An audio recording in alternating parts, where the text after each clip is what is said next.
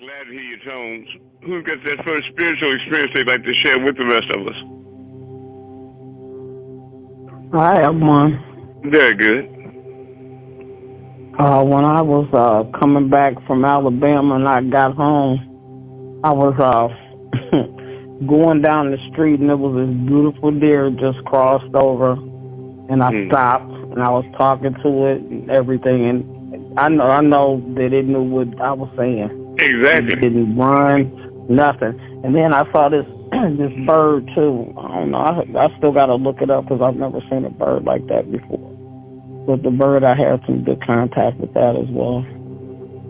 Okay, I'd like to inject something into you all's mind tonight about animals. When you want to communicate with animals, rather than doing it audibly, animals understand picture talk. You should just communicate with them in pictures. They'll understand it. You follow what I mean? Give them pictures. Yeah. Where you want them to go, what you'd like them to do, and you watch them respond, okay? Yeah. Is everybody clear? Oh, I'll try that with the cats in the garden, yeah. That's exactly right. Pictures. That's how you communicate with animals, through pictures, mental pictures. Oh. Thank you. Yeah. All right, who else has a my cat. Go ahead.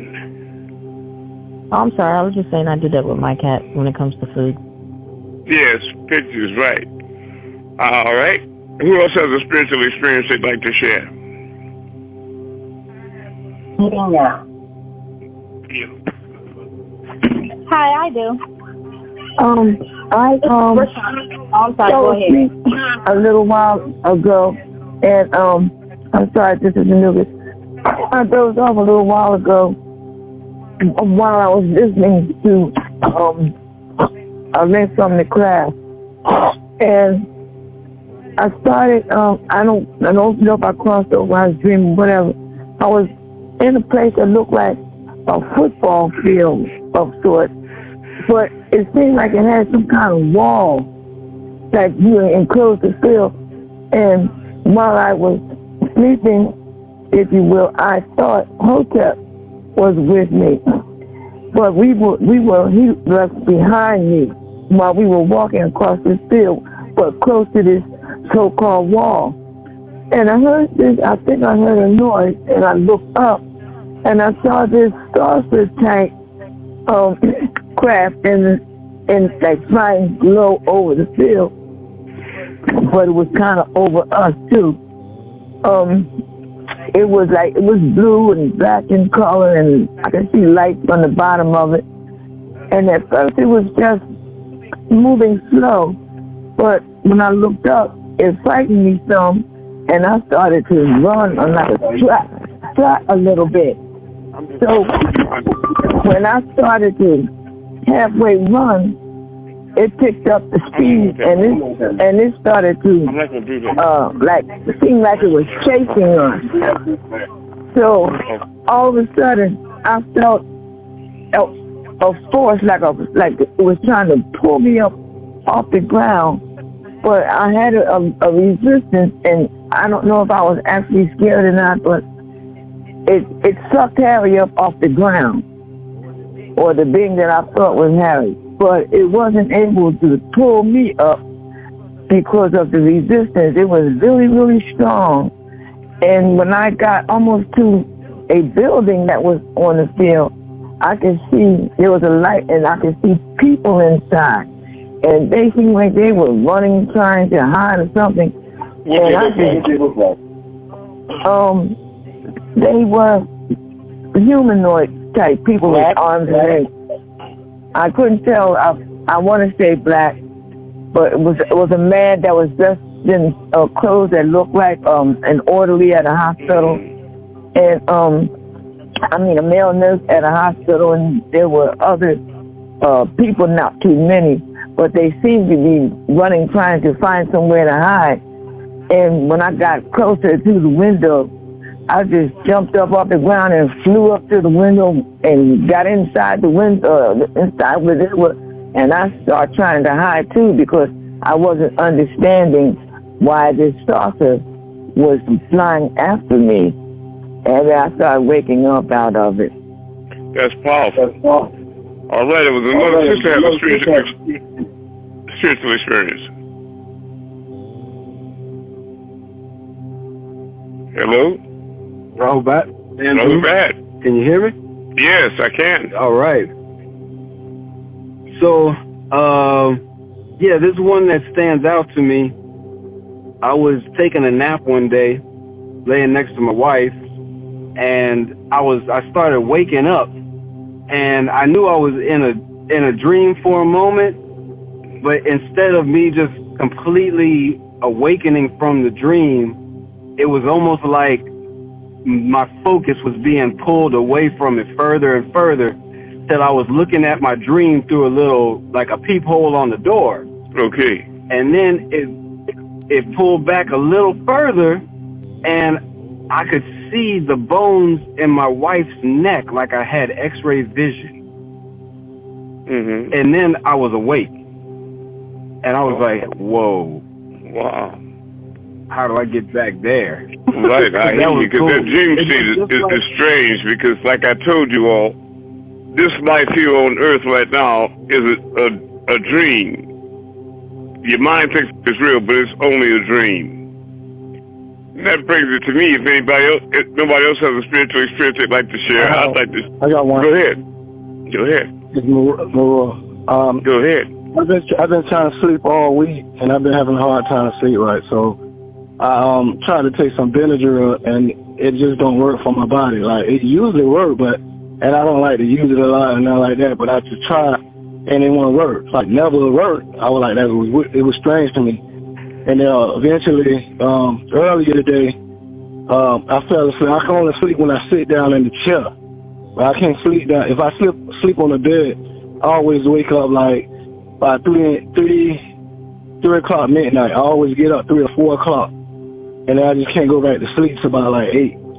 But this particular day, about 8 hours ago, I was sleeping. And I finally slept. I was sitting in the chair and I fell asleep. And I jumped up, recognizing that I was asleep. I said, "Oh, man, I missed class." I thought the whole day went by. Like, I was trying to figure out why I felt like the whole day went by, like a whole 12 hours went by so quick. It may have. Like, it was weird to me. Yeah. Well, I can tell you, it's easy to lose time in these days. A lot of times I wake up and I miss not only hours but whole days. You know. And how's that possible that it feel like a whole day went by? You only was sleep for like an hour or two. Well, wait until when you make the separation, when you cross over, you see your whole life pass before you in an instant. Oh, okay. Your whole life, not just a day. Wow. I mean, every detail of it. It's like being recorded by your oversoul. Okay. But it is people refer to as your guardian angels. It's your own oversoul. Okay. But I want to tell you what happened to me. And this was the most powerful experience I've had in years. I was asleep, and then late that night and early in the morning, I had this experience. It was so vivid, I have to call it an experience. Whether I was going through trials like Jesus went through. And they were very rough trials, but vivid. I was confronted by 2 male beings, and apparently one shot me in the lower abdomen, and then Robert. Then he or another, who was that, June? I mean, Kufu? This hard. Hey, I'm glad to hear your voice. All right. Yeah, I'm here too, Masai. Very good. All right. One of them shot me in the stomach with a gun, and the other one stabbed me in the stomach with a knife. But I felt exactly 0 pain, not even any pressure. It was like I was a spirit. But I knew when they did that, I stopped and stared in their eyes, and I did it in a way to let them know, like, pictures to an animal. I showed them what was coming next, and they were terrified and trying to get away, but my power of grip was too strong, and I grabbed them with vice-like power, and I started doing things to them that I'm not even going to speak about on the phone.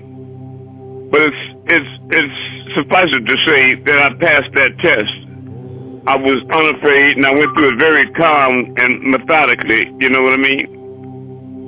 And then the situation shifted, and it was like I was in a large container with other people, men and women.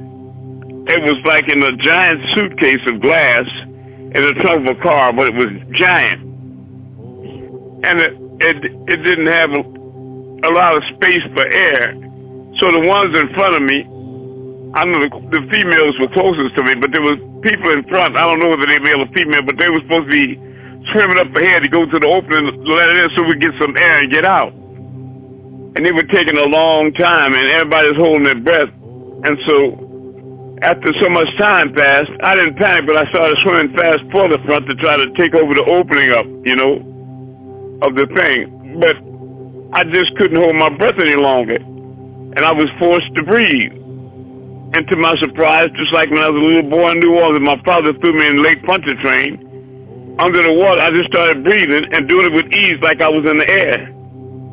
But it took a lot of courage for me to suck that first wind as bad as my lungs were hurting. And I did, and I thought to myself, you passed that test too, right? I was so excited about how real it was that when Amun'S and Hotep got up, I started just running through that experience, so excited with them telling them what happened and that I was the real Jesus. I had passed the test. And I told them that. I was calm. Like when they've seen me other times go through real traumatic things with a great deal of calm, no fear or emotion. So anyway, I had a doctor's appointment in Macon, Georgia. And so we jumped and started driving. We got almost to Macon, and Hotep was driving, and all of a sudden he started pulling off to the shoulder of the road off the highway. And the devil was there too. I felt it because I asked him, I said, why are you pulling over, Harry? And he wouldn't answer. He just looked at me making real ugly faces and mumbling something. Well, it would have took a tenth of the time to just say the police behind us. Just if he would have just said the police, that would have been, you know. But he wouldn't communicate that to me. So when I finally figured out, I saw the lights behind us, and I thought to myself, now what is that about? And it came to Harry's window, asked for a license. I had to ask her for my wallet she was holding. So I put my hand on my wallet, but he reached past Harry and looked around Harry, and he said, I want to see your license. And so I dug out my license and handed it to him to the driver's side. Then he walked all the way around the car. He forgot about Harry. He never asked for registration or insurance, none of that. He just said, I need you to open the door and step out. You have a warrant for your arrest. And I thought to myself, what are you talking about? So I had my feet on the ground outside with the door cracked, and this other mutaphone. And this other fat officer woman, you know, she started talking to me. And I said, that's strange. And so I said, are you sure about that? And he looked at me. You know, this is the part where they're supposed to say, stand up and put your hands behind your back. And he just did something unusual. He said, let me go back and check again to make sure. And he stood a while, and she started asking me what was I going to the doctor for and making small talk. And when he got back, I was so calm there, and he said, Mr. Darrensburg, because I was asking her, I said, now, usually when y'all stop somebody and say they got a warrant, that just means that's it, they going to jail, right? She said, definitely. But he came back and said, do you have a relative somewhere else? And I said, I don't know. Like what? He said, a son. And I said, no, and that wasn't true. I had somebody, he passed, both my sons passed. And then he said, well, this one is evidently talking about somebody. And I said, in what state? Louisiana? I got relatives all over the place. He said, no. I said, California? He said, yes. So I was thinking to myself, I heard the woman that, speaking into her shoulder, she said, well, it's a black Cadillac, and I was in one of my black Cadillacs. I was in a black Cadillac, so I thought, it's got to be me, but what's the one for? I figured it was just the devil kind of, come up with some kind of scheme to abduct me or something like that. And I had resolved in my mind that this was happening, and I just went with it like I did in the dream. I was calm, And so he said, well, that's it. Evidently, it's not you. And so I wasn't even surprised. I just swung my feet back in the car and pulled the door. I was saying, y'all have a good day now, And we started driving on. But that was a very intense thing. But I was so calm. I think Anugas and Hotep can tell you how calm I was again. And I said, but I'll tell you this. While that was happening, I felt like I was in the twilight zone. It was waves, spiritual waves passing over me. It's like I was in another dimension. It was happening. And I really wasn't sure that I had woke up from the dream where I was being tested. Are you following me? I thought there was a continuation of the dream. And a lot of times you all think you woke and you're still inside of a dream. And there's really not a lot of difference. You feel me? But I do want to tell you all, and I told her, he called up, I said, I do want to tell you all, I am the real Messiah, if you have any doubts, especially those that just met me. Time will tell it's really true, regardless of how difficult it is to accept. It is for me too, but it's real. Right? And I'd like everybody to get their holy tablets while the next person offers up a spiritual experience if they can find it. If you can get your tablets, I would like to go to chapter 13, tablet 16, real quick. Hold on. All right. I was called to take you all to chapter 13, tablet 18 of the Holy Tablets. And if you have a question, just write it down, and I'll answer it when I get through with this. Okay, Holy Tablets. Make an effort to get the Holy Tablet, even if you pull it up on your phone. I don't really appreciate when people say, Amun said. No. Chapter 13, tablet 18, it'll be page 1252 in your book. Let me know when you all are there. Chapter 13, tablet 18. Tablet. I'm there. Yeah. All right. Praise be to you, Elyon El. Though all gratitude is due to the source, Elyon El Rab of all the boundless universes. He is the yielder, the most merciful, the ruler of the day of decision. It's you, Elyon El, whom we worship. And it's you alone we beseech for help. Guide us to the narrow path of the news bearers who stand straight and firm. The narrow path of those who have earned your Elyon El's grace. This is not inclusive of those who stirred your anger and brought an everlasting curse on themselves. And this is not inclusive of those who drifted from the light on the right side to the darkness on the left side. Now they start speaking to me directly. Didn't we, Elyon El, and Anunnaki expand your chest, right knowledge?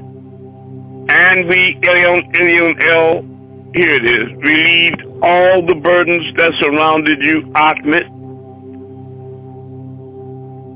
which weighed down heavy on your back? Amen. Yes, they do and did.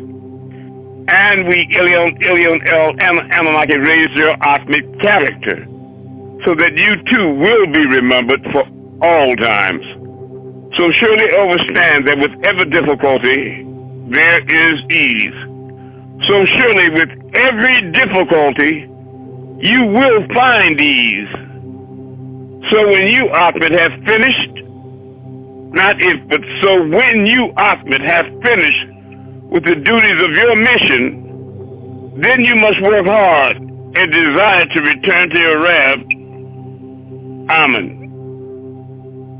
Okay? And I'm here to bear witness, like you all do to one another when you perform miracles, etc.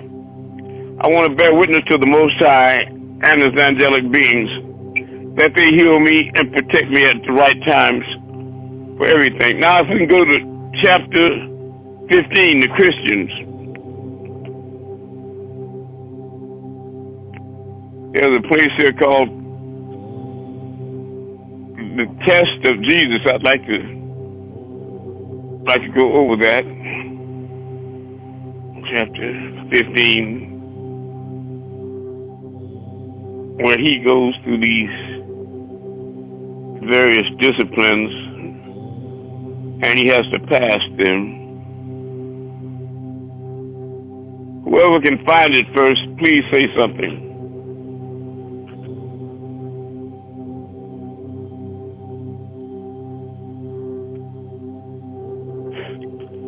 What's the excerpt we're looking for again?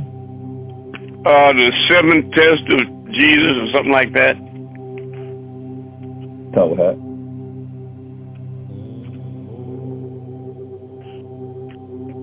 Okay. You see 3 tests? 1383. Okay, there's another place where it's 7 tests, I think. But anyway, it's tablet 8. Chapter 15, tablet 8. In the softback page 1383. Chapter 15, tablet 8.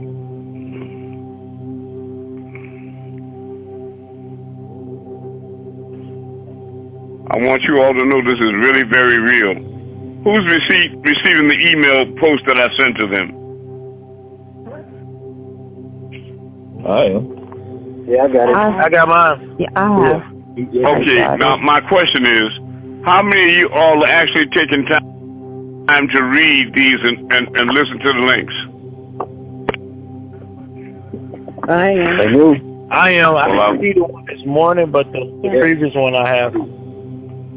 Okay, well, you need to go through all of them. A lot of people one of the most frequently asked questions is, what can we do to accelerate our transformation? Put in many different ways, but that's the gist of it. And I want to let you all know that if you haven't been reading these posts that I create, you're robbing yourself, because that's one of the ways that when you go all the way through those, that is a deep lesson, a deep dive into transformation. You follow me? The Most High helps me design and create those posts and information that are in there. Did anybody read the writing that I wrote to you all in them? If not, you need to revisit it. You really do. Yes, I did. Okay. Yes, I did. It was deep. It was real. You know, something that we needed to hear. That's right. And you need to listen to those links, especially by Panababi Amun. Okay. The 3 tests, lo, the herald or harbinger had paved the way. The kilama, that's the word, had been introduced. 2 inner sights as love made manifest, and he must now begin his divine ministry. And he went forth into the wilderness to be alone with Elyon El, that he might look into his inner heart and know his strength and worthiness. And with himself he talked. He said, my lower self is strong. By many ties I am bound down to carnal life. What he means is that people are bound down by eating food, making money, sex, fear of death. All these things bind you. Have I the strength to overcome and give my life a willing sacrifice for Enochites? Serious question. when I shall stand before the face of Enochites, and they demand the proof of my messiahship, what will I say? And then he, tempter, came, the devil, right, and said, if you be the Walad of Elion El, command these stones to turn to bread. And Yahshua said, who is it that demands a test? It is no science that one is a Ibn, or that means son of Elion El, because he does a miracle. The devils can do mighty signs. Did not the Goyi, Gentile, magicians do great things before the Pharaoh? My words and deeds and all the walks of life should be the proof of my messiahship. And then the tempter said, if you will go into Jerusalem and from the temple pinnacle cast down yourself to earth, the people will have faith that you are the Messiah, sent from the Most High, Elion El. Well, in this very book I'm reading to you, Elion El told you, I, Elion El, sent to you Ahmed as an apostle, reciting to you the purified pages, the holy tablets. And I'm doing it right now. So, okay. The people will have faith that you are the Messiah, sent from the Most High, Elion El. This you can surely do. For this did not David, son of Jesse, say. He gives his Elohim charge concerning you. Yes, in other words, they're over me to give me protection. And with their hands will they uphold, lest you shall fall. It's true. And Yahshua said, I will not tempt Yahweh of the Elohim, me either. And then the tempter said, look forth upon the world. Behold its honor and its fame. Behold its pleasure and its wealth. If you will give your life to these, they shall be yours. But Joshua said, away from me all tempting thoughts. My heart is fixed. I spurn this carnal self with all its vain ambition and its pride. For 40 days did Joshua wrestle with his carnal self. His higher self prevailed. He then was hungry, but his best friends had found him, and they ministered to him. Then Joshua left the wilderness, and in the consciousness of holy breath, he came into the camps of Johanna, that's John the Baptist, and taught. Now we need to find the 7 tests. Let's move forward. They'll be there.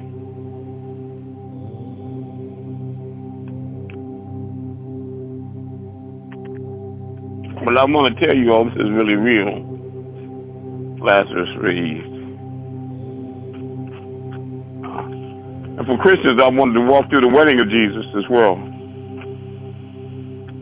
I think we must have passed up the 7 tests. Y'all go forward. I'm going to go back a bit.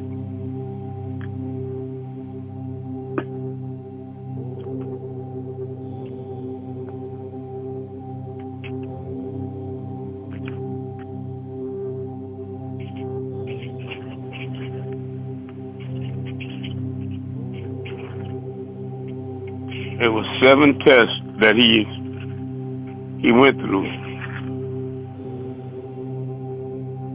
Travels of Jesus.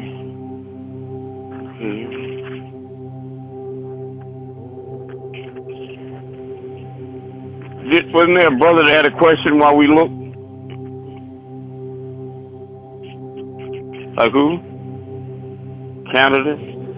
Okay. Lakeisha, did you have a question? Me? Yeah, she said it sounded like your voice that had a question. Oh, no, my phone was mute. Oh, I follow. I think Jasmine has a question. Jasmine, do you have a question? The journey of the wise man. No, well, not anymore. I have something to say. Okay. Okay, you know I told you my this reoccur, and it's Say it again. at some point in time. I said my dreams reoccur at some point in time. Okay. Right? Yes. Okay. And so the dream that I had last night, you were in it, but wherever I was at, they were doing a lot of construction and stuff. I just remember somebody was on one side of you and I was on the other side. Just so happy to see you, and you were just so large. I don't even know how else to explain it. But anyway, I understand. I was tall is what it was. Yeah. I was really tall. The last person to visit me was Terry Handy from Louisiana. He just left here about less than a week ago. And he was telling me, he said, when I saw you, man, you looked like he was 6'4", about 6'5", tall. Right, and just real built, real sturdy. That's right. So while I was sitting there talking to you, when we were talking and stuff, when we were going past, it was like this great big old, like, hole. And all I can tell you is I almost fell in there, but you caught me and got me up out of there. That's right. That's what I do. I pull people out of holes. I found the hotel, if you can tell them, go ahead. I'm 1473. Thank you. Tablet 24. 1473. And the soft back is 1473. Very good. Tablet 22. 1473. Rahubat, Rahubat. Rahubat says 1473. Well, that was bad. It's been a while since I've been on this Shahada Zakia niece. Shahada, okay, I'm glad to hear you. Very good, Shahada. Rahubat family. Kaifa Halik, how are you? I'm good. Saeed, alhamdulillah, I'm good. Yes, right. It's been a little bit. It's me, Imam Ahmed. I'm also Imam Ahmed, in case you have any questions about Islam. All right. Not at all. Very good. Have you performed miracles with us before? Yet? I did. Initially, I did when you were asking us to go, like, outside to... And what did you do? To move at certain places. What, stars? Yep. Yes. The stars, yes. Very good. Stars. I love you. All right. Tablet. I don't know. I love you a lot more. Okay. Anuka is so happy. She's putting her hands together in a prayer motion. And I am too. just to hear your tone. Everybody, welcome the sister back home. Welcome, sis. Welcome back home, sis. Welcome back. We love you. Welcome home. Welcome back home. Welcome back home. All right. Holy Tablet, Tablet 22. And you can look this up on your phone. Dr. Malachi Z. York, Holy Tablets, PDF. And it'll come up. The seventh test. Lo, finally in Egypt, he was received as a student. Yahshua was preparing himself for his seventh test to receive the highest degree any man would ever receive. He said, I will gain the highest height of wisdom that man has ever gained, the 720 degrees, 360 of the physical and 360 of spiritual. What any man has suffered, I will meet. I will meet that I may know how to comfort those in need. And I tell you all that all the time. His first test was sincerity. For many days he remained alone in a room in which the light was faint and mellow, like the light of early dawn. He read the sacred text and studied the hieroglyphics. A priest entered and told him that he had to save his life, for the other priests were jealous and tried to plot with him to deceive the priests. But Joshua turned him away, telling him that he had only brought him a lesson in deceit. Thus Joshua passed the first test and was given the scroll of sincerity. The second test was justice. Again he was put in a chamber for many daylight hours and shadow hours. Two men came to him in priest attire, each carrying a flickering lamplight. They claimed that they came to help him and that they too had once been imprisoned in the same room, and they offered him escape. They also claimed that the priests were in actuality criminals planning to sacrifice him. Joshua told them that no man judged for him and asked them to leave. Thus he earned the second degree of justice. The third test was faith. It was indeed a hard test. The hall of fame was a chamber rich in furnishing and lit up with gold and silver lamps. Impressed with his surroundings, notwithstanding the shelves of books by the masterminds, he became absorbed in deepest thought until a priest came to him declaring, "Behold the flowery of this place, my brother. You are highly blessed." He continued, "Few men have reached high fame. Why seek for further mystic lights within these dens? Go forth and walk with men. They will honor you."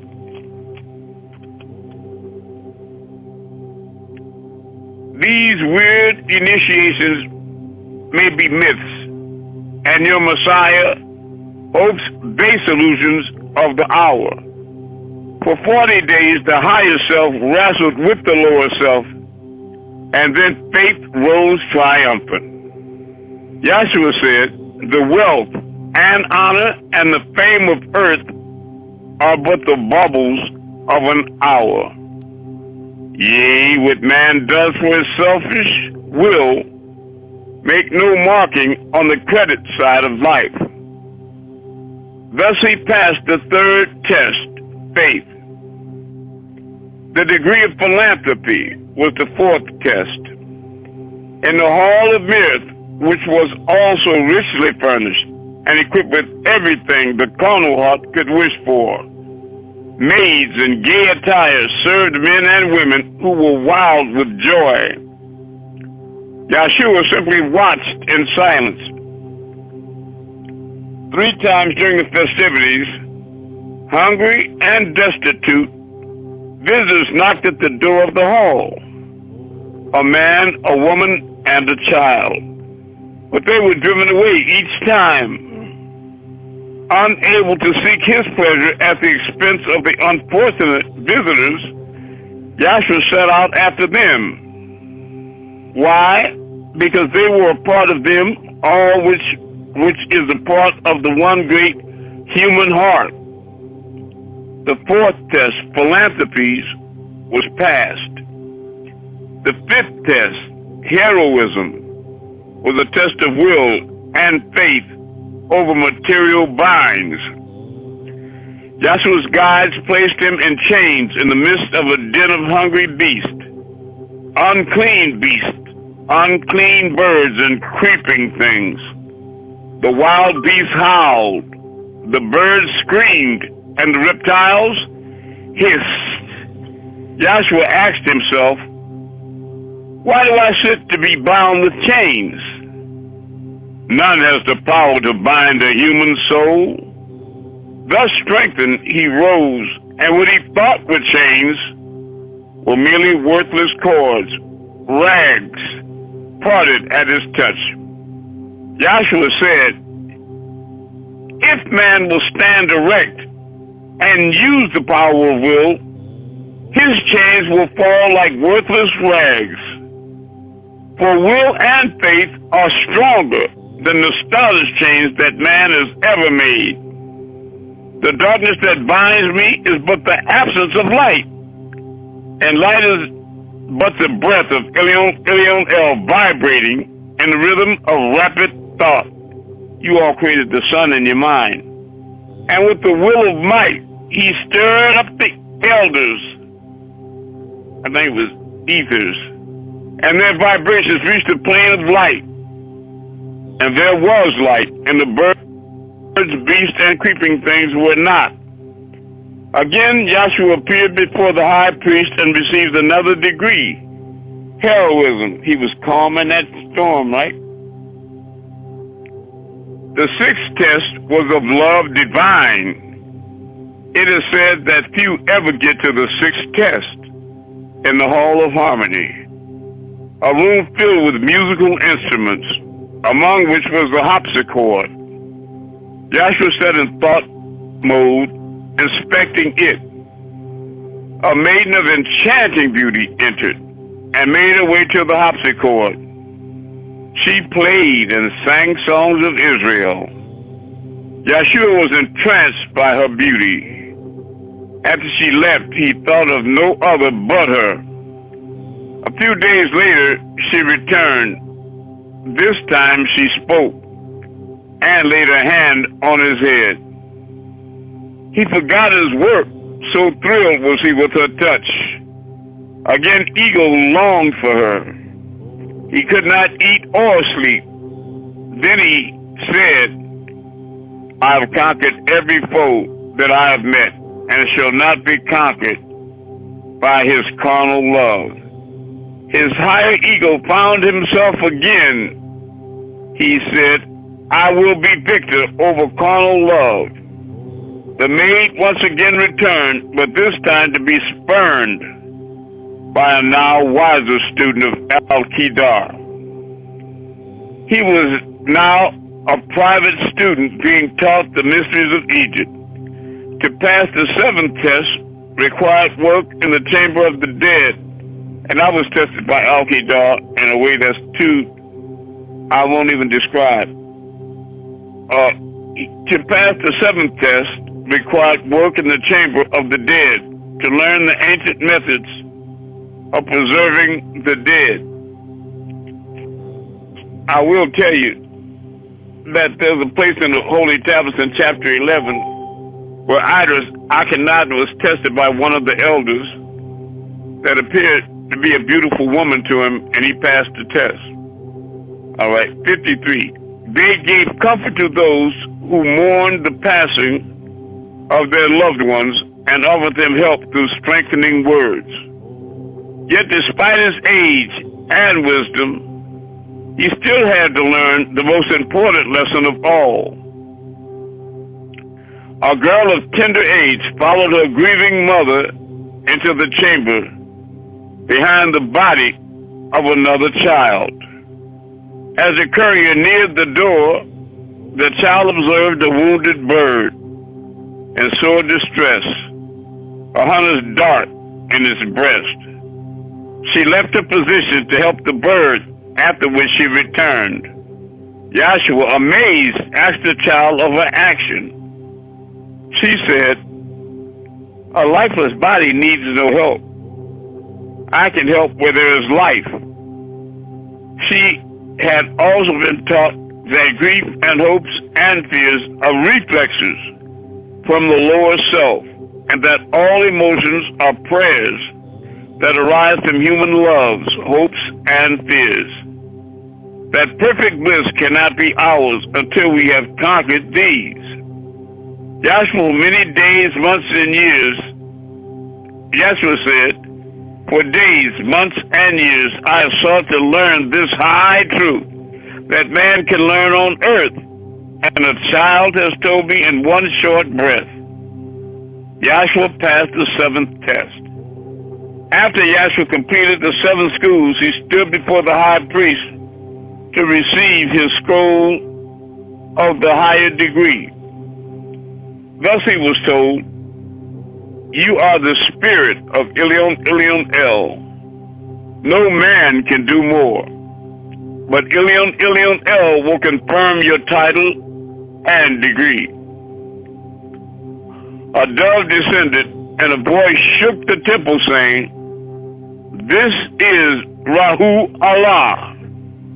Joshua at this point was 120 years old. When Joshua was in Egypt, he spoke of the events that took place in his life. Thus it became a part of Egyptian history.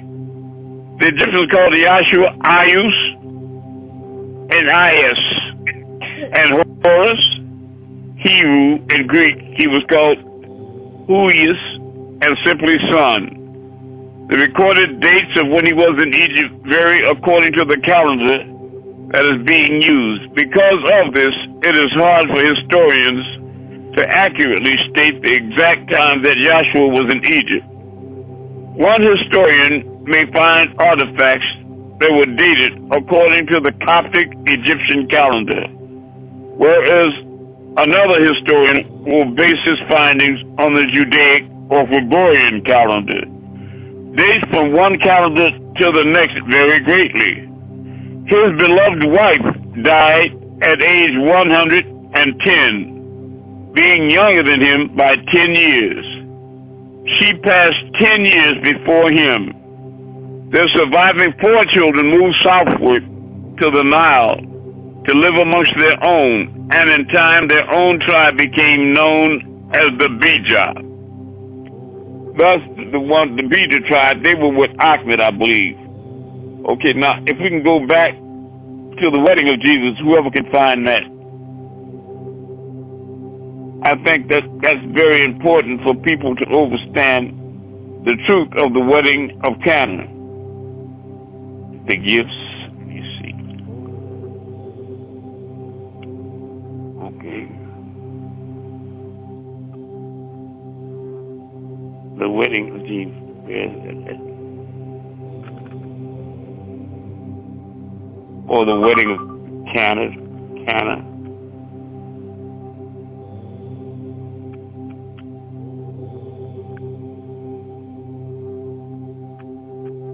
That's very informed, especially for people that were raised. It's on page 1398 in the Thank top you back. so much.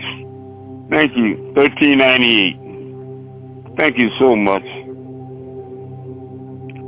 The wedding of Jesus. You want it tonight, huh? Yes, she is. Okay. And I tip my Celeste. What you say? And I You tip asked, my. okay.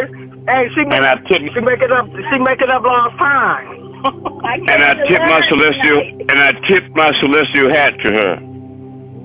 Yes, and I as well. All right. That's right.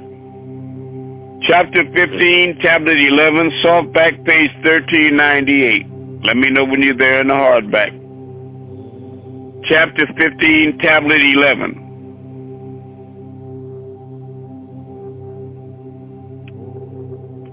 It's important that you understand this.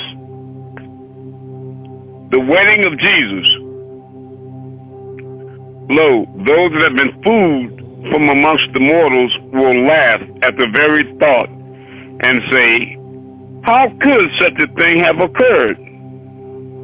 So let me walk you through it, verse by verse, that you may attain a vivid understanding of how Joshua did indeed marry and have a son. The story unfolds like this. The wedding of Joshua bar Miriam took place in Cana in Galilee. The reception was in Bethany at Joshua's own house. The reason why it was not recorded was because the Essenes vowed celibacy. And it would have been a travesty to hear that one of their own had defected and married other than with the approval of the Rab, the head of the order, for the sole purpose of reproduction. This Bethany is where he lived with Martha, Lazarus, and his wife, Mary Magdalene, after the wedding, and she was a whore. But she became his most staunch and dedicated and highest esteemed of the 12 disciples, of which they were frequently jealous. But the thing is, because he was her husband, she spent much personal time with him, and by that, she grew in leaps and bounds and outstrided them. When he defected from the Essenes village, Lazarus, a student of his, took him in. Many years before he knew he would marry his sister. Bethany meaning house of figs, a village about 1 3/4 miles, 3 kilometers southwest of Jerusalem on the Mount of Olives and close to Bethpage, where he eventually moved. It was the home of his sisters Mary and Martha. Here, Yahshua raised their brother Lazarus from the dead, a ritual symbolism performed by the Essenes. Yahshua lodged in Bethany during his last week in Jerusalem, and the palm procession set out from here. The anointing of Joshua took place 2 days before the feast of Passover took place at the home of Simon the leper in Bethany. Some of Yahshua's disciples were there. If the wedding was not Yahshua's own, why was he and his disciples invited? Or who was these persons that was so important that Joshua went to their wedding? Joshua seemed to disagree with every other ritual in the scriptures, saying that they exaggerated. How come he went to this wedding? The law? There's never mentioned after this of a marriage. Yet Revelation speaks of the marriage of the Lamb in symbolism. This is what it says. So let us be happy and rejoice and glorify him, because the wedding of the Lamb has indeed come, and his bride is ready. And she was given pure white linen to wear, because the white linen is the dress of the righteous. So he said to me, right blessed are all those who were called to the feast of the dinner for the wedding of the Lamb. That's you all. And he said to me, this is the word of he who is above, the heavenly one, which is facts beyond any doubt, if you're working to support the mission and to get these messages out to the world. That can be found in their mistranslations with the same meaning in Revelation, the 19th degree, the 7th through 10th verses. They refer and they prefer to identify with the New Jerusalem coming down like a bride prepared for her groom, where they read, and they came to me one of the 7 Elohim, that's archangels, which had the 7 bowls full of 7 last plagues, and spoke with me, saying, come here, I will show you the bride, the Lamb's wife, symbolically speaking of the holy city coming down from heaven. Yet in the 19th degree it begins, and a voice from the seat saying, glory is for our Creator, O all you servants, and all you that fear him, both young and old. And I heard it as if it were the voice of many crowds, and of the voice of many waters, and of the voice of strong thundering, saying, praise be to Yahuwah, the Adonai El-Shaddai, the Almighty Ruler. Then it continues. So let us be happy and rejoice and glorify him, because the wedding of the Lamb has indeed come, and his bride is ready. It is clear for those who can see that this was talking about an event that had come, and that the other was talking about an incident to come. All the heavens was prepared for the wedding of Yahshua. What was the laws of his heavenly Father that states, therefore, shall a man leave his father and his mother, and shall cleave unto his wife. This law would apply to Yahshua as well, if he claims one jot or one tittle should not be removed from the law. If it declares, mute your phone, if it declares that the law came by way of Moses before Yahshua, and Moses, Abraham, Noah, and Adam all married and had wives, So the law would apply to Yeshua as well. The law is the law. Yeshua said, I did not come to change the law of Moses, but merely to fulfill it. Yes, the wedding at Cana prepared by Mary for the Lamb to marry Mary of Magdalene. So the wedding was prepared by his mother for his marriage to Mary of Magdalene. This was Joshua's wedding.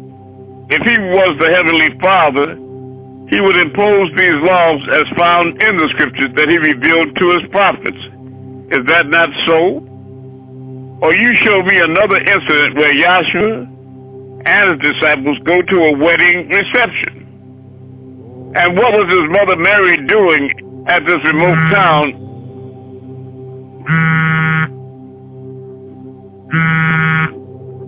Mute that. And what was his mother Mary doing there in this remote town to her own home? Why were the names of the bride and the bridegroom removed from your Bible? Throughout the whole life of Yahshua, Mary is never mentioned as an associate of Mary Magdalene. And then at the daylight hours of the tomb, they are together. At the day of the cross, they are together. But no other place are they together. But when she becomes her mother-in-law, they have pain in common. Now let's look at the scriptures 2 days later. That is after Jesus met Philip and Nathanael.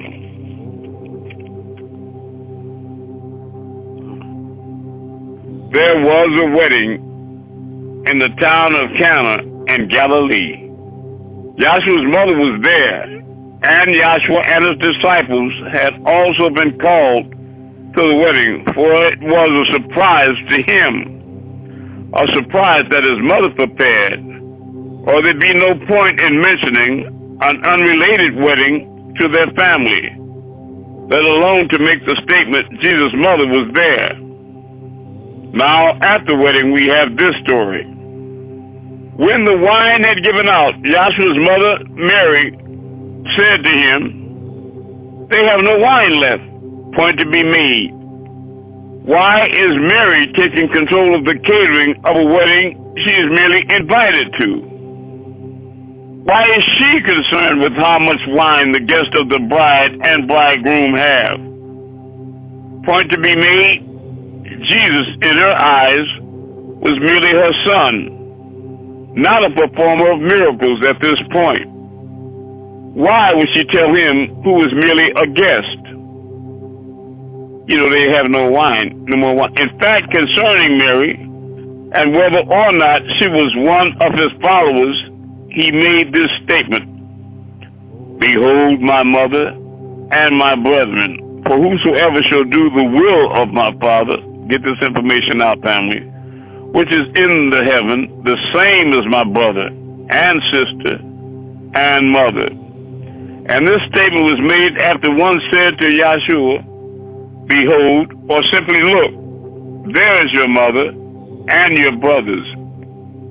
He made it clear that at that point they didn't believe and were not doing the will of his Father. So Mary, his mother, would not have called on Jesus to perform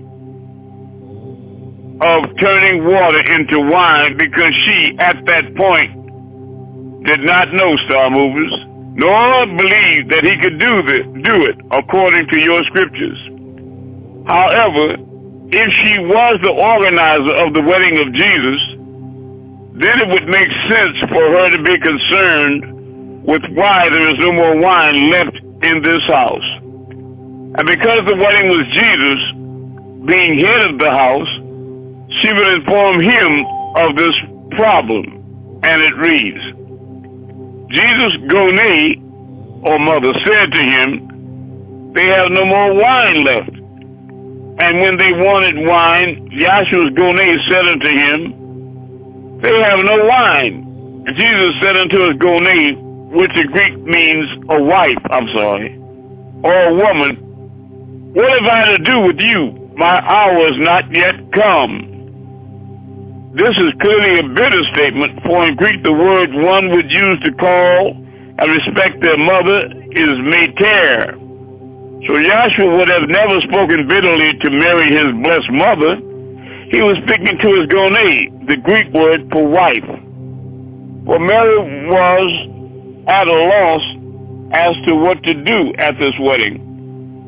So she confronted Mary of Magdalene and told her to go and ask Jesus, and says, what have I to do with you, gonē? Simply, what am I to do about it? You're the one that organized the wedding. He adds, mine hour is not yet come. Simply, my time is not yet come, speaking of his miraculous powers. And many of mine I've already asserted, as you know, and shared. Then the story continues. So Jesus' mother said to the deaconess, the Greek for servants, whatever he says unto you, do it. Only the master of ceremony could tell the servants who they should listen to. And if this was not Jesus' wedding, why would Mary have the power to tell the servants in another person's house and wedding to listen to Jesus? Remember, these people were not his followers. He was merely invited, according to you, to this wedding. Yet an honest heart and an intelligent mind can see that Mary, having the power to tell the servants what to do, makes her the master of ceremony. And there were 6 stone water jars, after the manner of the purifying of the Judahites. The Judahites have rules of ritual washing, and for this purpose, 6 stone water jars were there, each one large enough to hold about 100 liters, or 9 gallons of water, and would be 54 gallons of water. This was a house for a very large family, was prepared to receive a large guest list. So Yahshua took it upon himself, as you read, as you were led to believe, in another man's wedding, in another man's home. Yahshua said unto them, fill the water pots with water. Make note in your mind, this means all 54 gallons had to be empty and used that day, because the law says they must wash with fresh water. There was a very large crowd there. And after Jesus ordered the servants to fill them, the servants filled these jars up to the brim, that is, the top. And then he told them, and I asked, where's the families of the brides of the grooms, if this is not Mary and Jesus? Why have they not stepped in and made their voice heard? Why has not the fathers stepped in to try to solve this problem? There's no mention of anyone involved save Mary, Jesus, and the servants. So after he told them to fill them to the brim, he ordered them now, draw water and take it to the man in charge. Take it to the governor of the feast, not the parents, but the head caterer, called an architrios in Greek. It means superintendent of the dining room, a table master. This is not the father. Please stop making noise on the phone. Star 6 it. This is not the father of the bride or groom. So the servants obeyed the groom, which was Jesus, and took the head caterer the water which now turned into wine. When the head caterer of the feast had tasted the water that was made wine, and knew not whence it was, but of course the servants under the head caterer knew, because they had conversed with Mary and Jesus. So the head caterer called the Nophisos, which the Greeks means the bridegroom, and said to him, everyone else serves their best wine first, And after the guests had plenty to drink, he serves the ordinary wine. But you have kept the best wine until now. The servants knew that Jesus was responsible for this wine, and that the head caterer could not have been talking to a groom who would not have known also where the wine had come from without saying, I know nothing of this wine, because it was not just the wine, but it was obviously a better grade wine than they originally served. The bridegrooms and his family would have paid for the wine, and the wine bibber would have all known that this was not their wine, and there would have been a complaint. So the servants directed the head caterer to the bridegroom, which was Jesus, and the head caterer complimented Jesus for his mannerism. Joshua performed this first miracle at Cana in Galilee. There he revealed his glory, and his disciples had faith in him. After this, Joshua and his mother, brothers, and disciples went to Capernaum and stayed there a few days. This act is commonly called the honeymoon, for Mary Magdalene was also one of Jesus' disciples. The place called Capernaum was the city in Galilee where Mary lived. So Jesus, his new wife, and mother and disciples went to her house for a private reception and honeymoon, a very common practice. The story does not stop there. Jesus and Mary of Magdalene had a son whom they named Simon, and he became known as Simon Bar Jesus. That's Simon, the son of Jesus. Simply translated in Aramaic, Simon, the son of Jesus. If you read the second degree of John, the whole chapter, be it in Greek, Hebrew, Aramaic, Syriac, Arabic, or Latin, the facts will remain the facts. The wedding of Cana was the wedding of Jesus to Mary of Magdalene. All right. Do we have any questions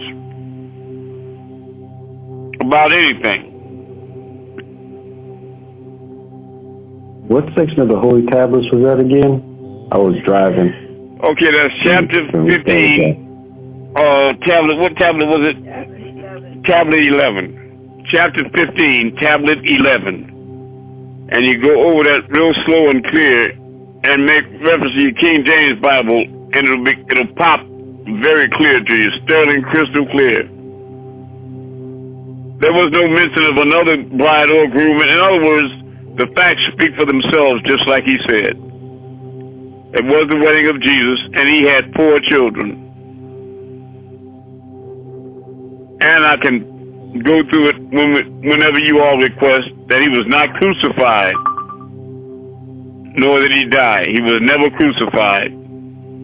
That was Judas Iscariot that was hung on the tree. All right, what is that first question you all have? Bro, I have a question. I'll do my best.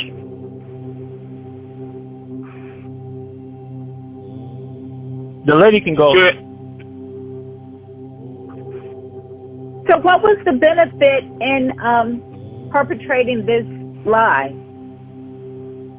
The benefit is to perpetuate what they wanted to give you the delusion that Jesus acted other than as normal prophets, and that he was indeed God that came to earth, which later on would prove to their benefit psychologically, because at Golgotha, when they claimed to crucify him, what they were saying is that the Romans had the power to kill the Son of God. Howbeit he raised back to life in 3 days.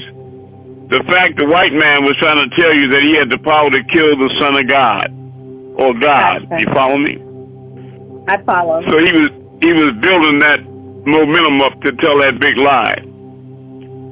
He is the devil, even though I want you all to be reminded that the devil is not a race. He doesn't have a color. He's a force. But I would like you all to ask yourself a very profound question right now. If the white man is not the devil, you keep hearing about all these mass murders and school shootings where they slaughtered people they never met and children, blown them to pieces so you couldn't identify them except through DNA.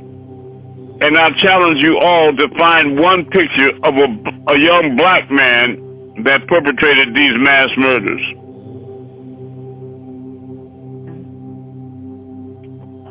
Absolutely. Okay. I challenge you to find one Mexican,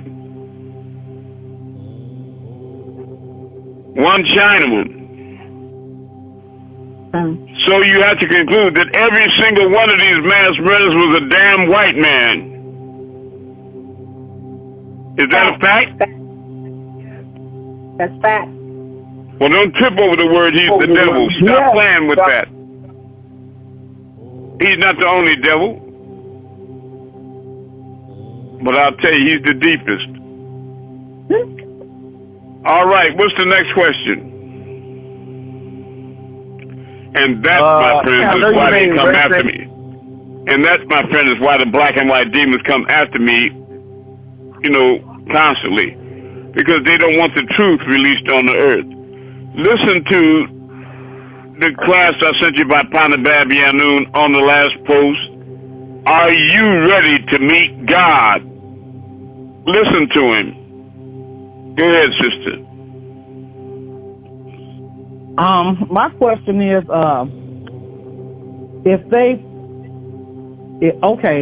even the head of the fallen angels, if he repented, would he be forgiven? If he could repent and then promise not to return to it again, he could be forgiven. Because it says, even if your sins are as red as scarlet, if you repent, I will make them as white as snow. All right? Yeah. Thank you. Okay.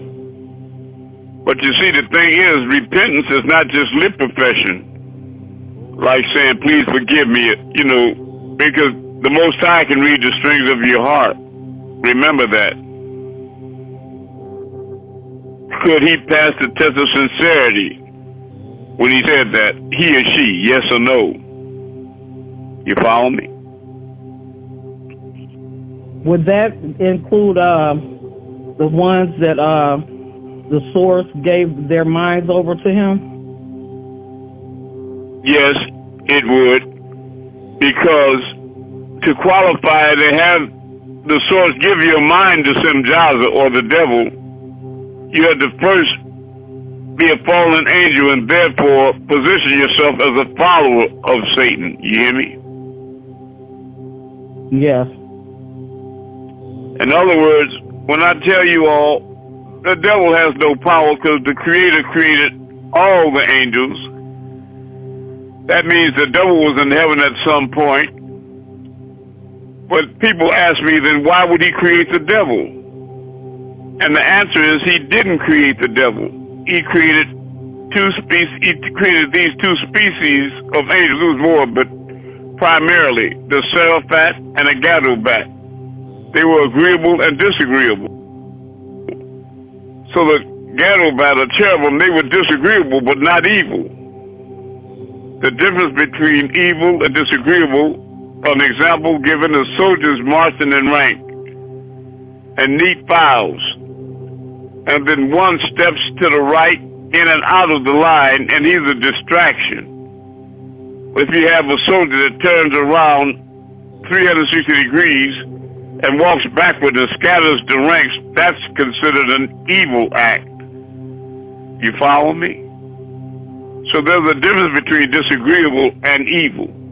And as far as the two species of angelic beings, the seraphim and the cherubim, they manifested or incarnated on earth as the two races you speak of as black and white.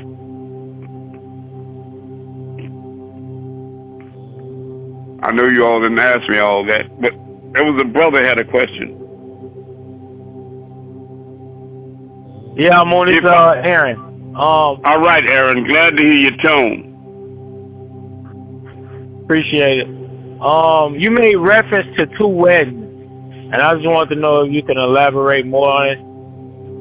To 2 weddings? I don't think I said that. Yeah, because I know you spoke of maybe I am at work, so I know you spoke on it was only one wedding. The wedding I spoke on was the wedding at the city of Cana in Galilee. Correct. I heard that one. But isn't there another wedding? Or just like a metaphor for a wedding? In the book of, we were speaking about in the book of Revelation, the wedding supper of the Lamb, when the crystal city will come down. The crystal city was made reference to as the bride of the Lamb. You follow me? Coming down to earth. That was an event to come, while the wedding at Cana was an event that had already passed. But there were 2 separate weddings referenced, right? But only one between a man and a woman. That was the wedding of Jesus to Mary Magdalene at Cana, all right? Yep. See, when he speaks about the wedding of the Lamb, behold, I looked at Mount Zion, and there stood a lamb. That's him. That's me. And with him 144,000 with their father's name written in their foreheads. That's considered everybody dressed in white coming to the wedding of the Lamb. You follow me? But wed to the Most High. And not in the sense of a man and a woman, but in a spiritual tie. You hear me? Wedded to the Most High, the Creator. You follow me? Yes. Yeah. Because it's a ceremony that people usually consider to supersede anything of importance in the world around me. My wife and family, they always consider, you know what I mean? I do. So now you have to understand that your union with the Most High is very intense on that scale and above, because just like you have an earthly father and family, you have a heavenly father as well. When you return to your long home, you'll be refreshed to know that you'll be reintroduced to your heavenly family from which you may have fallen or been sent away on a mission. You feel me? Yes. I'm always telling y'all more than you ask for, but I'm sorry. No, a couple of times you, when I ask the question, you tell me more, and then I'll go over it, and it's actually what I'm looking for when you do that. Right. Right. I like what you're looking for, but be cautioned that far too many people, when they're in search of the Most High, they seek in search of their already preconceived erroneous beliefs rather than searching for the truth. You follow me? Not you, I'm just saying it's a cautionary tale of 2 sisters going from church to church, looking for their church home, coming away 15 times unsatisfied till one day they meet this one young preacher and they come away excited. We finally met our church home. Let me translate. What they mean is we finally found somebody that says what we want to hear, that believes what we believe. You follow what I'm saying? Not they looking for somebody to tell them the truth. You know, if you're a Catholic, you want to be able to, you know, gamble and get drunk and smoke and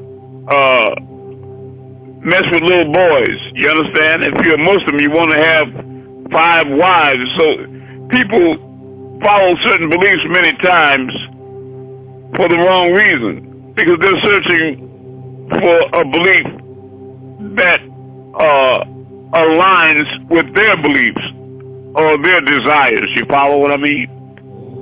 So they're not searching for the real truth. They're searching for a yes man, for somebody to agree with. Like I said, they're already preconceived erroneous beliefs, and until they hear what they want to hear, they resolve to be against it. I'm not trying to hear that. What they really, translation, they're really saying, that nigga's not saying what I believe. So damn that. Until I hear what I want to hear, I'm not interested. All right, it's 10:25. I'm being flagged that it's time to go outside and perform these miracles. And I sure hope everybody in London and in Canada and all over the world that you all go out and take 5 minutes to look up at a star. And I'd like to start with the sister in Canada and any other new people that are here. But it's very important that you all go out and participate. You too, Aaron, in Chicago. All right? Greetings, family. Greetings. Who am I speaking to? I'm going out right now. Very good, Aaron. My name is Chris Hunter. I'm from Covington. My real name is, the master teacher gave me, and AEO is Patahotep Amun. Patahotep Amun. Okay, everybody greet the brother and welcome him home, please. Welcome home, brother. Welcome home. Thank you. Welcome home.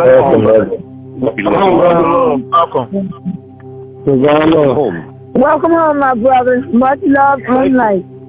All right, are you outside, That's right. Amun, so that you can see something in the sky? Yeah. Okay, you see the moon or a star? What do you see? What do you want to move?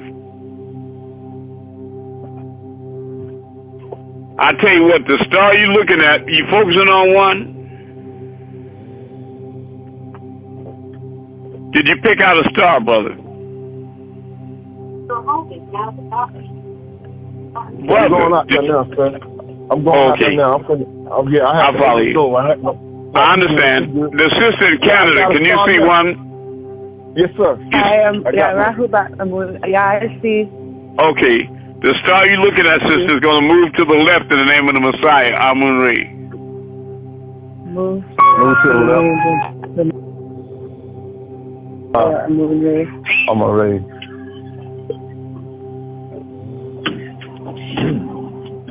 Now it's going to move up in the name of the Messiah. Move up in the name of the Messiah.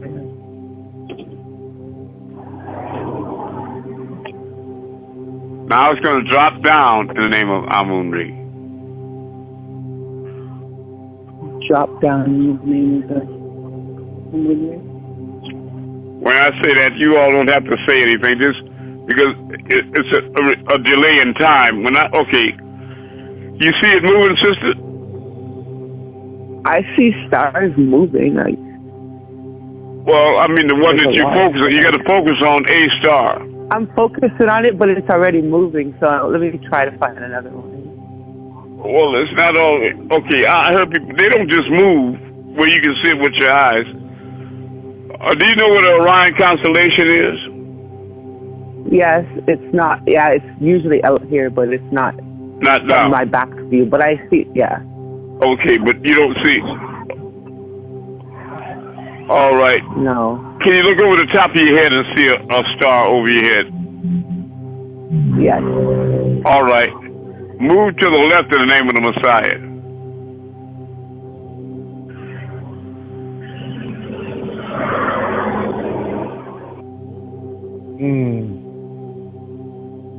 Now go in a circle clockwise in the name of Amun-Rayay. New brother, you can watch this too. Look over your head and you see a star going around clockwise. Yeah. Yeah. That's right. You see it, sister, in Canada? Yes. That's right. That's me. That's me doing that. Okay? What I was telling you when we first met, I was saying it was important that your sister had faith in her healer, and I needed to speak with her. It's because once you see somebody walk on the water and raise the dead, it changes your perspective. You know what I mean? Yes. Right. So that she can... I'm working on her. But Very so good. far, I've noticed, because I'm working on myself, my I love family you. is changing. That's right. Because being your sister, she'll be able to sense... She'll be able to... Because she's your sister, she'll be able to sense sincerity in you. That it's not just a wild belief. You follow me? She knows you. Like you know her. You follow? Yes. And she can tell by the way you look into her eyes and the tone of your voice that you're not kidding. You follow me? Yes. All right. Now, the brother in Covington, what are you focusing on right now? I was focusing on the star. It moved when you said. All right. I love you. So now you know. That's right. All right. Well, that's what we're here to see. It's too much belief going around. But these Reverend Real Deacon Punch Out and Pastor Fried Chicken, they gum bumping, but nobody's proving anything. In other words, everybody that was sent from the Most High Creator was sent with a calling card. They all have the ability to perform miracles. You follow me? They can walk on the water, part the Red Sea, feed the hungry, heal people. You know what I mean? They perform miracles. But these niggas and white folks just talking, Jim Jones. They just talking like silver-tongued devils. But what do they prove? Where's their proof of their connection to the Most High that they were sent? Demand proof of them like you get from me. All right, London, what do you see? It's cloudy here. Okay. You want to make the clouds move? Yeah, why not? Okay. Clouds, move to the left in the name of the Messiah, Amun-Rayay.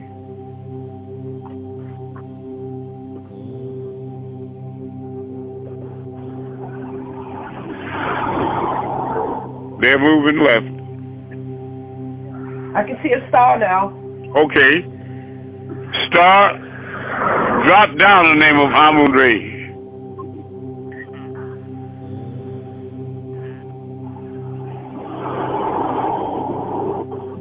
Now raise up in the name of the Messiah. Tell us what you see. It's clouding back over slightly. Okay, which way do you want me to move it so it'll be in the clear? Drop the clouds down. Drop the clouds down. Okay. Clouds, drop down. Okay, I can see the star. It's bright. All right. Now, which way you want it to move? To the right. Move to the right. I made it a little brighter for you, too. Yes, it is. It is bright. Yeah. Bright. Yeah. Yeah. It's moving right. Now. Yeah. I love you. Thank you. Is this Cheryl I'm speaking to in London? It is. Okay. It is. I love you. Yeah. And I want to thank you for that donation, okay? That's okay. Well, it's important to me for the support of the mission. And bless your soul. Okay. All right. Anukas, what do you see outside? I see a star. All right. Star, come closer to her. Come closer in the name of Amun-Rayay.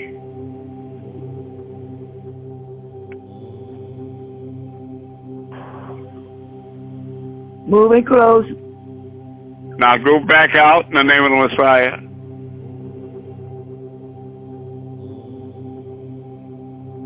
Moving back. Now move counterclockwise for her in the circle.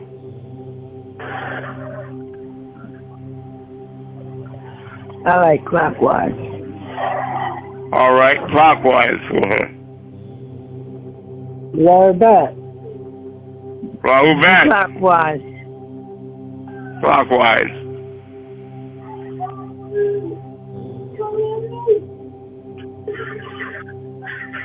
Hotep, what do you see out there? I'm looking at 3 stars. Look like they're dancing.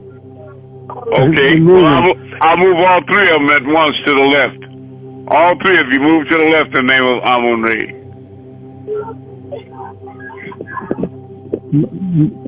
Moving left. Now move back right. Left. Move right. And moving right. Moving right. Now raise up all 3 of you. And they're raising up. Moving up. Now drop down in the name of Amun-Rayay. Drop it down. Drop All it right, down. for everybody that took the time to go outside, I'm going to move the whole creation, all the stars and planets and galaxies, including the Earth. All creation, move to the left in the name of Amun-Rayay.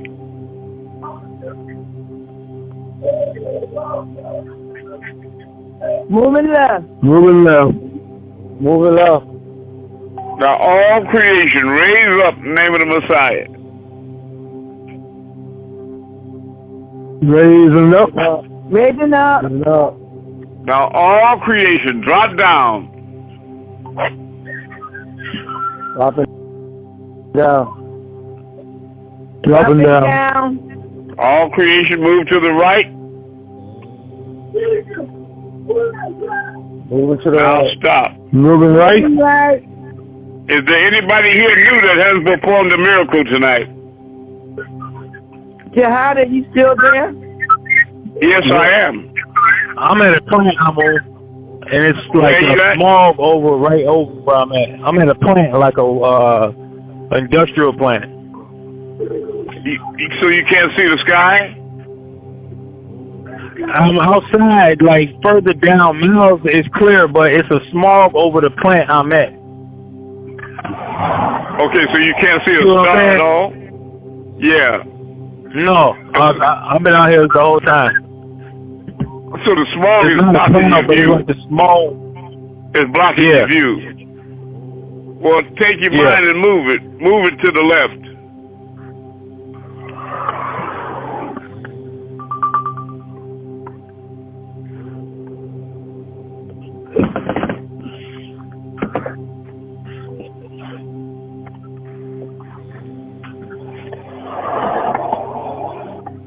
If it's still coming out of the smokestack, maybe you just wait until you can see the stars on a class night, okay? Like Sunday night. Yeah. Because the smog might be replacing itself. Say it again.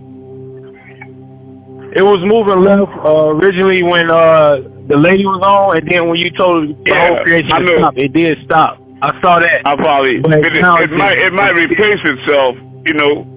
So which way would you like me to move it in order for the stars to become visible, though? To the right. To the right, okay.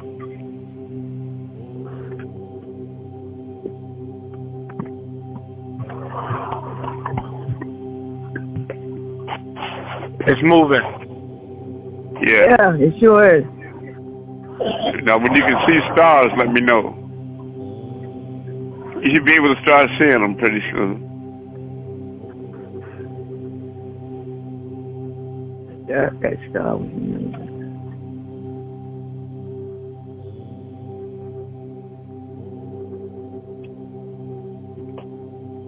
Okay, if you still don't see them after it moved, it's because the smog is still coming out the smokestack. So why don't you wait until Sunday and we'll perform that miracle. It's continuous. Huh? The smog is continuous. That's what I mean. It's continuous. Like it's not. That's the way I saw it. I could see it. It was steady coming up, you know, replacing. Wherever I move, it was steady building back up. But there was a sister here that wanted to do something too. Where are you at?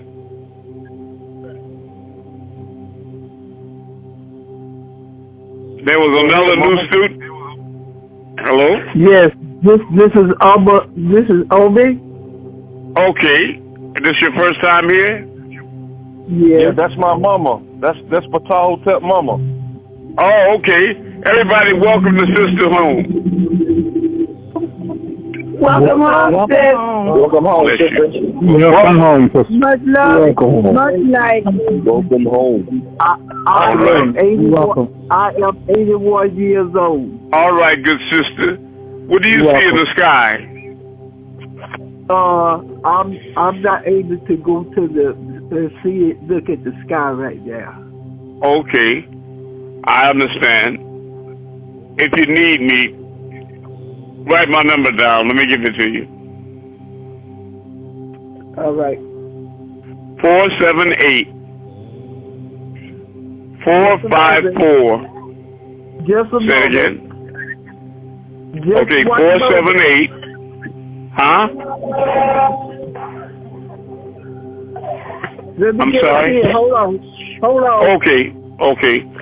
And all of you should have my number. You should all have my personal home number, all of you. I got it today. I found it on Facebook, Mama. I got it. It's 478-454-4004. You got it. You going too fast. I get it from the son. I love you. I'm sorry. But, you reach out to me if you feel a need to. You hear me? Yes, I will. All right. I love you all. I really do. And I'm going to say good night, and I expect everybody to write testimonies of what you experienced tonight and email them to me, and I'll return some gifts of information and love to you. Go ahead. Amun, before you go, can I say something? Yeah. Yes, sir. Oh, okay. Yeah, this hard. All right. Hey, Amun wanted me to, well, first of all, I'm going to give you a spiritual testimony from something that I did. Amun wanted me to share it. I moved to start a couple days ago. I think, no matter of fact, it was yesterday, and I called Amun, and then he had told me about how he had a bunch of spiritual experiences he was going to share in class. She did end up sharing. But other than that, everybody that was in the language class, Amun wanted me to teach the language. Like, I don't have any problem. In fact, I love it. I don't have any problem with it. Well, only one person has only two people have contacted me, and one of them only really wanted to know anything about the language, and that's Sarasa. Nobody else has contacted me. Nobody has sent me any text messages. I don't care if it's 3 in the morning. You can text me. Okay, can you give your phone number out one more time? Yes, I don't mind giving my phone number out, but please, if you contact me, you shouldn't have a problem with letting me know who you are. Yeah, make sure you do. Nobody try to call like they try to do a second part of something underhanded. They trying to learn on their own. We all one. So be above board with everything and don't have the sneaky nature. Okay, give your phone number out so they can write it down, son. 815-483-3076. Now, that's strictly for people that want to learn the Wapik language. He's a master teacher at that. Is your name? It's not. Your name? Say it again. Say his name. Say your name. Hard. H-A-R, sisters. H-A-R. Yes. Thank you. Yes. I'm welcome. Can I say something before you go? Sure. Like I said, I was giving you my name. Me and my mom both, 0 time reference, was 1993. The master teacher gave our name. And like I said, my name was Pataho Tep Amun. Was he opened the way for the peaceful hidden one. So I just want to share that with you. I love you. And my name, Omen's name is Digested It and Two. Oh, I love you all. You have a lot to live up to. But you all please write testimonies and send it to me. And the most important thing, make sure I get your email. By emailing me with your testimonies at Orion9StarMover@gmail.com. Orion, ORION, 9 @gmail.com. Okay. And my personal number for those that didn't get it is 478-454-4004. Make sure I get your email so I can put you on my list, and you can get these free spiritual gifts that are so important for you to saturate and go over thoroughly, because that's how you're going to start growing into your real self and reconnecting with the Most High. We are one love. I am Niter of Purity, Amun-Rayay, Asa, servant of the 144,000. Peace. Peace.